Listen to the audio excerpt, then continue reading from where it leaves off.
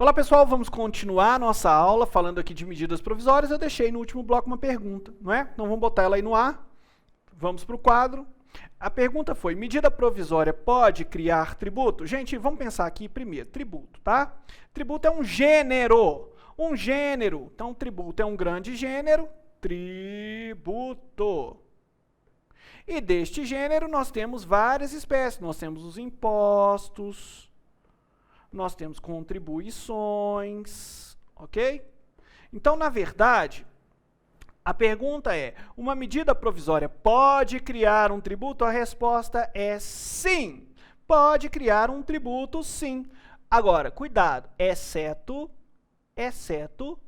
para os tributos que devem ser criados por lei complementar. Ou seja, se aquele tributo só pode ser criado por lei complementar, então não pode haver medida provisória sobre ele, ok? Isso está onde, professor? Isso está lá no artigo 62, parágrafo 1º, inciso 3º da Constituição Federal, da CRFB, ok? Da Constituição Federal, ok? Então, medida provisória pode sim criar tributo, não tem problema nenhum, ok? Mas só pode criar tributo que não seja reservado aí à lei complementar, porque se aquele tributo for reservado à lei complementar, somente lei complementar pode criá-lo, ok, gente? Isso é muito óbvio, muito claro. Agora, traz aqui a imagem para mim. Nós falamos da tramitação das medidas provisórias, não é? Nós falamos da tramitação, e se falamos da tramitação, falamos daquele controle legislativo. A medida provisória é editada pelo presidente da República, submetida ao Congresso Nacional, vai para uma comissão mista, composta por deputados e senadores, que irão avaliar os pressupostos da relevância e da urgência, e irão emitir um parecer opinativo, que será enviado em seguida para a Câmara dos Deputados Federais, que em plenário irá analisar, irá deliberar e irá votar a medida provisória. Em seguida, aprovada a medida provisória na Câmara dos Deputados, seguirá para o plenário do Senado Federal. O Senado Federal irá também deliberar e votar acerca daquela medida provisória. A medida provisória, ela poderá ser aprovada, sendo aprovada, será convertida em lei. Mas a medida provisória poderá ser rejeitada, ok? E se ela for rejeitada, quais são os efeitos? Comigo aqui na tela, olha só, se ela for rejeitada, então vamos colocar aqui, ó, efeitos da rejeição de uma MP. Gente, quem é que nunca foi rejeitado nessa vida, não é? Quem é? Traz aqui a imagem para mim. Quem é que nunca sofreu a dor do amor, uma rejeição, um namorado que disse não, agora não quero mais, ou a gatinha que falou, olha, chega, não quero mais te ver, não é? Causa dor, não é? Mas aqui a gente está falando dessa rejeição não, estamos falando da rejeição da medida provisória. É quando a medida provisória ela é rejeitada pelo Congresso Nacional. Quais são os efeitos dessa rejeição, gente? Sabe por quê? A medida provisória, ela não produziu efeitos no mundo? Ela não nasceu antes? Lembra que eu falei com vocês que a medida provisória é aquele bebê que nasce sem fazer tchananã. O tchananã vem depois. O processo legislativo das medidas provisórias ocorre depois que ela é publicada, depois que ela nasce. Então, enquanto acontece o processo legislativo das medidas provisórias, ela está no mundo jurídico surtindo efeitos. Ela está no mundo real produzindo efeitos. E aí, gente, quais são os efeitos dessa medida provisória se ela for rejeitada? Não é? Isso que a gente tem que estudar. Então, vem comigo aqui na tela, vamos. Número 1. Primeiro efeito, se ela for rejeitada, a medida provisória deixa de existir no mundo jurídico. Deixa de existir no mundo jurídico. Ok? Não vai mais aí existir. Deixou. Aquela medida provisória não é uma espécie normativa que faz parte do mundo jurídico. 2. Qual é o efeito da rejeição? Gente, eu estou falando do efeito da rejeição. Qual é o efeito da rejeição de uma medida provisória? Ora, o segundo efeito é o efeito repristinatório. O que é o efeito repristinatório? A legislação anterior, não é, vigente, ela volta a valer. Vem cá, traz aqui, ó, medida provisória. Foi editada uma medida provisória que revogou uma lei anterior.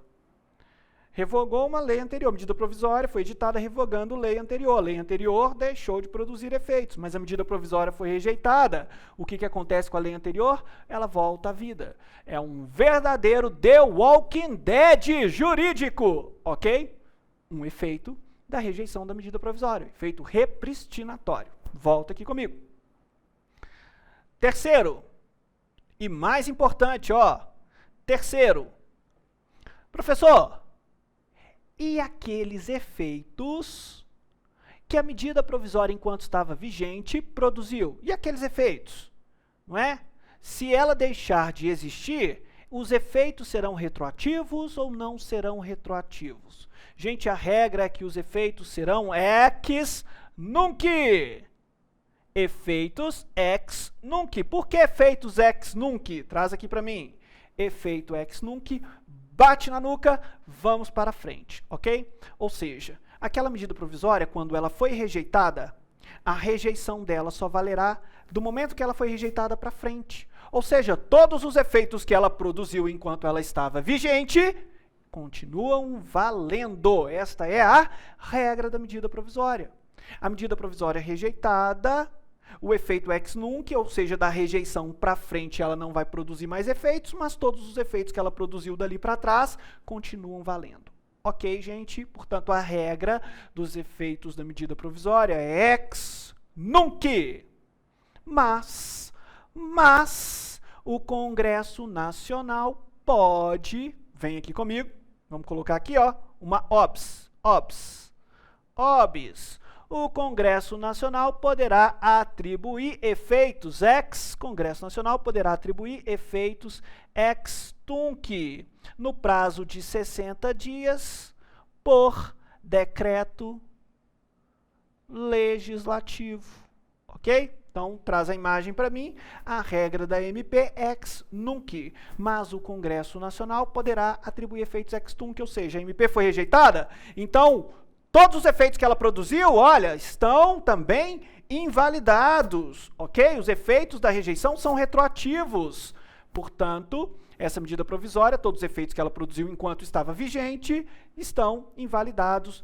É o caso em que o Congresso Nacional poderá atribuir efeitos ex tunc dentro do prazo de 60 dias por decreto legislativo. Mas não se esqueçam que a regra é que a medida provisória possui, quando ela é rejeitada, os efeitos são, em regra, ex nunc. Ok, gente? Tudo bem? Isso é o que eu queria falar com vocês acerca da medida provisória, a partir desse exercício que a gente analisou aqui, onde a gente vai ter que construir uma resposta. Então, vem comigo aqui na tela. Olha só, vamos ver como é que eu respondi essa pergunta sugestiva aí para vocês. Olha só. O enunciado deu para a gente uma questão trazendo uma medida provisória real, não é? Medida provisória 819 de 2018, onde a União estava autorizada a doar recursos aí para o Estado da Palestina para restaurar uma basílica, não é? Traz aqui para mim, gente, só para vocês terem ideia do absurdo dessa medida provisória. Brasileiros foram lá nessa basílica e ela não precisava de reforma, não. Ela tinha acabado de ser reformada, ela estava bem bonita, não é? Tem um problema muito sério com o Brasil, né, gente? Tem um problema muito sério com o nosso país, não é? Mas vamos voltar aqui, traz aqui para mim. A questão 13 diz, disserte sobre o controle legislativo da medida que a medida provisória 819 irá passar. Beleza, então vamos lá. Primeiro parágrafo, já disse para vocês, tem que ser aquele parágrafo amplo, não é? Aquele parágrafo amplo, onde ele vai introduzir, a gente vai continuar sempre num tema, não é? E eu coloquei assim, ó. A medida provisória é uma espécie normativa editada exclusivamente pelo Presidente da República em caso de relevância e urgência. Diferentemente do que ocorre com as leis ordinárias, o processo processo legislativo das medidas provisórias ocorre após a sua publicação. Pelo seu caráter relevante e urgente, o controle legislativo dessa norma se dá de 3 formas. Então, veja que eu estou dentro do tema, que eu falei o que é medida provisória, falei que é editada pelo presidente da República, falei que o processo legislativo se dá com a publicação, não é? Falei da relevância e da urgência e deixei um pontinho aí no primeiro parágrafo para eu continuar desenvolvendo o tema no segundo, terceiro parágrafo, não é? Onde eu coloquei assim, ó, pelo seu caráter relevante e urgente, pelo seu caráter relevante e urgente, o controle legislativo dessa norma se dá de 3 formas, ok? Então, ainda estou dentro do tema. Primeiro parágrafo de forma bem ampla. Vamos para o segundo parágrafo. A primeira forma de controle legislativo ocorre na comissão mista, que irá emitir parecer sobre sua admissibilidade, ou seja, se existem os pressupostos da relevância e urgência. Ainda estou no segundo parágrafo, vou adentrar mais ainda ao tema. Insta a salientar que a comissão mista não possui poder de decisão, cabendo-lhe apenas emitir um parecer opinativo. Beleza. Após isso, as medidas provisórias serão apreciadas pelo plenário da Câmara dos Deputados Federais, que antes de deliberar sobre o mérito, ou seja, aprovação ou rejeição, irá também analisar os pressupostos da relevância e urgência. Trata-se da segunda forma de controle legislativo das medidas provisórias, porque eu disse que seriam 3. E nós vimos aqui na nossa revisão que são 3 formas de controle legislativo. Vamos para o terceiro parágrafo. O terceiro parágrafo diz assim, ó, sendo a medida provisória aprovada na Câmara dos Deputados, será encaminhada ao plenário do Senado Federal, seguindo a mesma lógica de tramitação na casa antecessora. Ou seja, haverá deliberação quanto à admissibilidade, bem como o mérito da medida provisória. Esse, então, será o terceiro controle legislativo. Beleza, falei sobre os 3 controles legislativos. Agora eu vou concluir. Vamos concluir? Concluir respondendo a pergunta, hein? Sendo assim, a medida provisória 819 de 2018 passará por 3 controles legislativos que irão aferir a sua admissibilidade no âmbito do Congresso Nacional, passando pela comissão mista, pelo plenário da Câmara dos Deputados Federais e, por último, pelo plenário do Senado Federal. Gente, olha, uma observação importante aqui.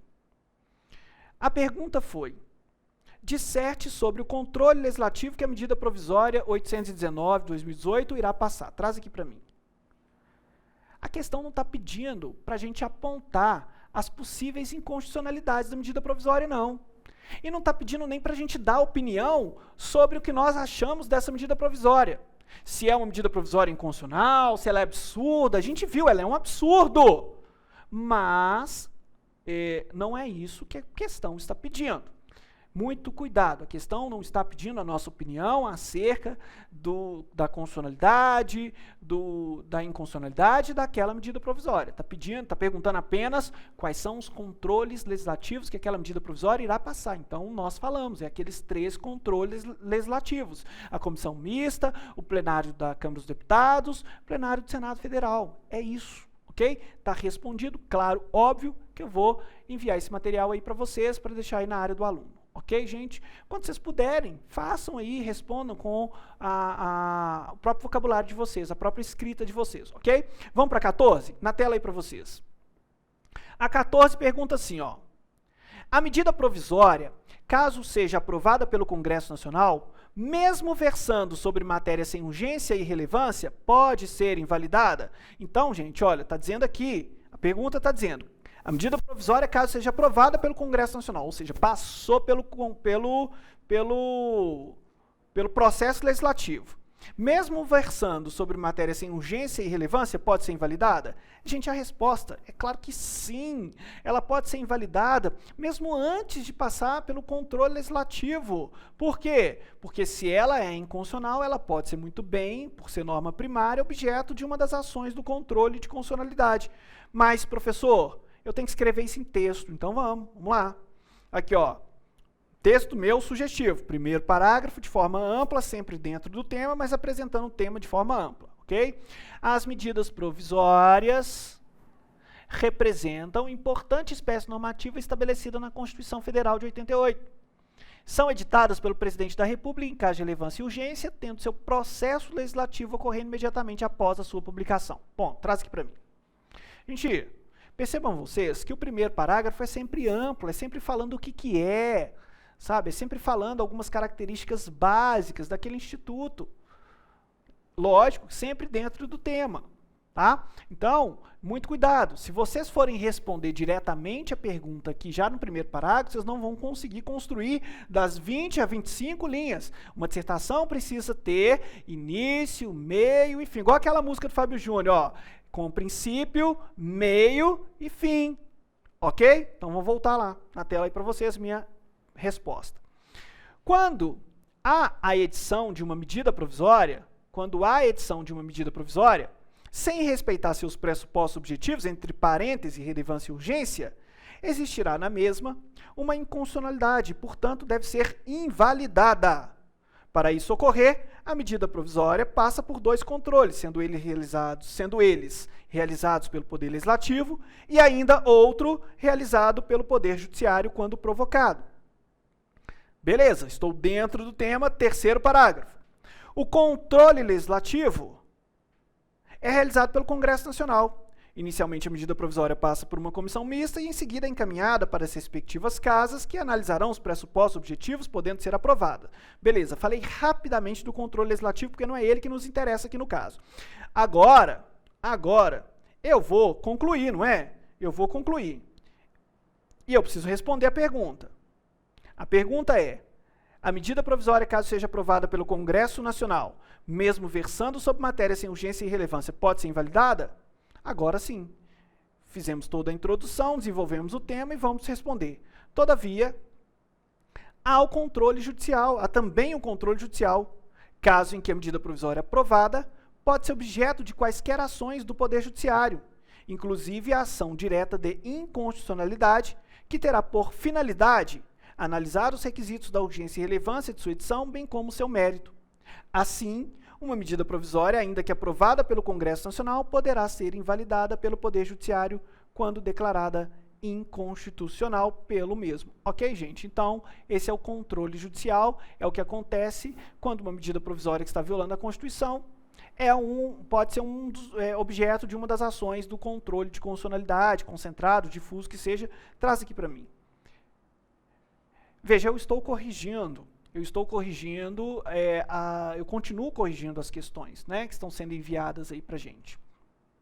Essas questões que eu corrijo, gente, eu estou vendo que o pessoal está escrevendo muito bem, né, vocês estão seguindo ali as nossas orientações e eu estou assim, muito feliz por isso, né. Aliás, tem alunos que estão escrevendo maravilhosamente bem, tá? Agora, cuidado com frases longas.